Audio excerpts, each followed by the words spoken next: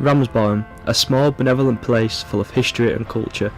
A market town based in Greater Manchester that is celebrated for its old-fashioned feel. The town itself hosts a vintage steam train and station, along with a variety of different pubs and cafes. The club was taken over in 1966 by current chairman Harry Williams, a switch that has seen the club go from this to this.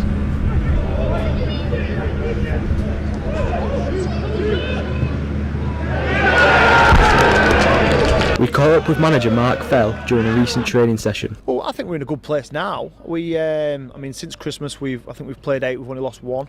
As we sort of stand here in early February, we're 7 points off the playoffs with 3 games in hand. But make no mistake, we've still got a lot of work to do if we want to be up towards the sharp end of the division. That wasn't the objective. The objective was to stabilise and to make sure that we were in a sort of solid position when the club's had a relegation and sort of lost a lot of players, had a huge turnover of players. The aim and objective for this year was to stabilise, get a solid group of players who want to play for Ramsbottom United Football Club and see where it takes us. But from my perspective and the players' perspective, we're now looking up the division and thinking, well, why can't we go and be in the mix come the end of the season?